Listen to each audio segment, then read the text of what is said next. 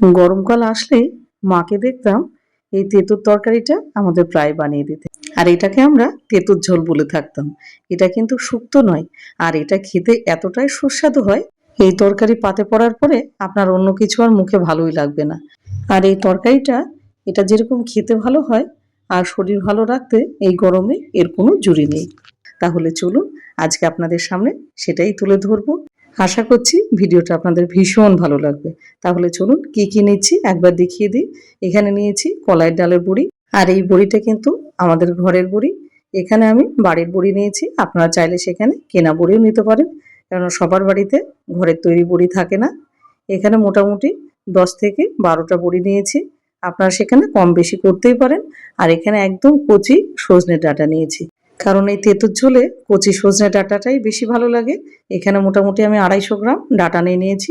আর নিয়ে নিয়েছি 4 থেকে 5টা উচ্ছে। উচ্ছেগুলো এরকম লম্বা করে কেটে নিয়েছি, ঠিক এরকম। আর আলু নিয়ে নিয়েছি এখানে 2টো মিডিয়াম সাইজের। আলুগুলোও কিন্তু একই রকমভাবে লম্বা করে কেটে নিয়েছি। এখানে আর কিচ্ছু লাগবে না। আর এই তেঁতুর ঝোল বানাতে এই 3 রকম সবজিই লাগে। এবার প্রথমে গ্যাসটা জ্বালিয়ে কড়াইটা গরম করে দিয়ে দিলাম খানিকটা সর্ষের তেল। এবার তেলটাকে ভালো করে গরম হতে দেবো। আর পুরো রান্নাটাই কিন্তু সর্ষের তেলে করব। এবার তেল গরম হলে বড়িটাকে ভেজে নেবো ভালো করে, বেশ লাল লাল করে ভাজতে হবে। গ্যাসের ফ্লেম লো টু মিডিয়াম করা আছে। এবার বড়িগুলো সুন্দরভাবে বড়িগুলো ভেজে নেবো। বড়ি ভাজা ভালো না হলে তরকারিটা কিন্তু খেতে ভালো লাগবে না। বড়িগুলো বেশ সুন্দর করে ভেজে নিলাম, দেখতেই পাচ্ছেন ঠিক এইরকম করে ভাজতে হবে। এবার বড়িগুলো ভাজা হয়ে গেছে, এবার বড়িগুলো তুলে নেব। এবার দিয়ে দেবো উচ্ছেগুলো। এবার উচ্ছেগুলো দেওয়ার পরে খানিকটা নাড়াচাড়া করার পরে দিয়ে দেবো অল্প একটুখানি লবণ, যাতে তাড়াতাড়ি উচ্ছেটা সেদ্ধ হয়ে যায়। এবার লবণটা দেওয়ার পরে এবার গ্যাসের ফ্লেম লো টু মিডিয়াম করে এবার উচ্ছেগুলো বেশ লাল লাল করে ভেজে নিতে হবে। এদিকে উচ্ছেগুলো ভাজতে থাক, ততক্ষণে করে নেবো একটা মশলা। নিয়ে নিলাম একটা মিক্সিং জার। এবার তাতে দিয়ে দিলাম খানিকটা আদা, দিয়ে দেবো 4টে মতো কাঁচা লঙ্কা। লঙ্কা বেশি দেবো না। আর দেবো হাফ চামচ কালো সর্ষে, হাফ চামচের একটু বেশি সাদা সর্ষে। আর দিয়ে দেবো হাফ চামচ মতো গোটা জিরে, 1 চামচ মতো পোস্ত, হাফ চামচের একটু কম রাঁধুনি ও হাফ চামচ লবণ দেব। আর অল্প একটুখানি জল দিয়ে এটাকে একটা ফাইন পেস্ট বানিয়ে নেব। এই মশলার সুগন্ধে ভাত পুরো খাওয়া হয়ে যাবে। মশলা রেডি হয়ে গেল। আর এদিকে উচ্ছেটাও কিন্তু ভাজা হয়ে গেছে। এবার উচ্ছেটাকে তুলে নেব। বেশি লাল লাল করে ভাজা যাবে না, খেয়াল রাখতে হবে যেন পুড়ে না যায়। এবার উচ্ছেগুলো তুলে নেব। এবার উচ্ছেগুলো তুলে নেওয়ার পরে খানিকটা তেল দিয়ে দিলাম, অল্প একটুখানি 1 চামচ মতো। এবার ওই তেলে ফোড়ন দিয়ে দেবো 2খানা তেজপাতা এবং একটা শুকনো লঙ্কা। আর দিয়ে দেবো হাফ চামচ মতো রাঁধুনি।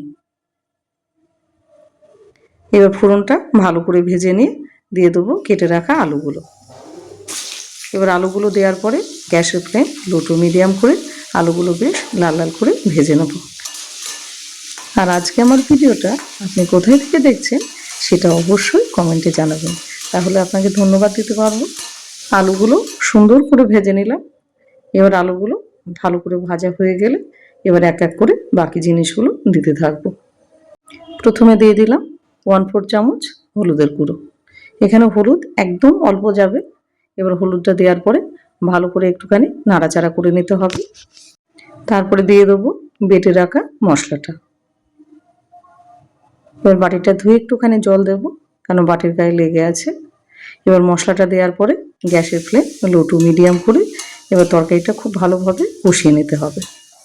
আর এই তরকারির রঙটা হয় হালকা হলুদ, এর মধ্যে না হলুদ বেশি যায় আর না কাশ্মীরি লঙ্কার গুঁড়ো। এবার তরকারিটা ভালোভাবে খানিকটা কষানোর পরে এবার দিয়ে দেবো কেটে রাখা সজনে ডাঁটাগুলো।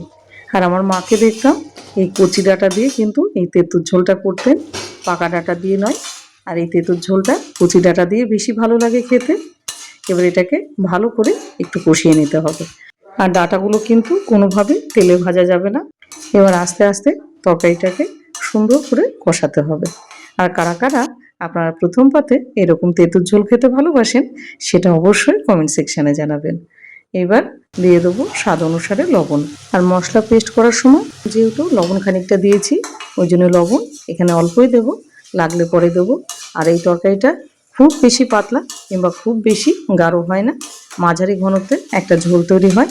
তরকারিটাকে সুন্দরভাবে কষিয়ে নিলাম। আর এই তরকারির আসল স্বাদ কিন্তু এই কষানোর উপরে এবং এই মশলা দিয়ে। এবারে দিয়ে দেবো পরিমাণ মতো জল, আর একটুখানি দেবো, ব্যাস আর দেবো না।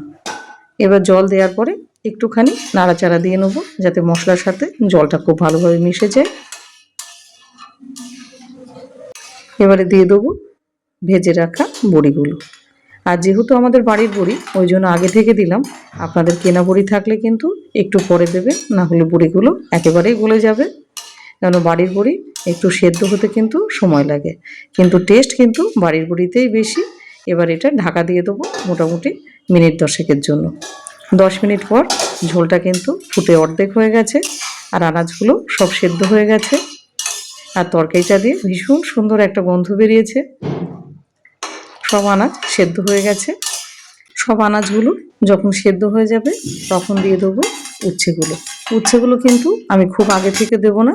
এবার উচ্ছেগুলো দেওয়ার পরে আরও মোটামুটি 5 থেকে 7 মিনিট এটাকে ফুটিয়ে নিতে হবে। এবার একটুখানি নাড়াচাড়া দিয়ে নিলাম।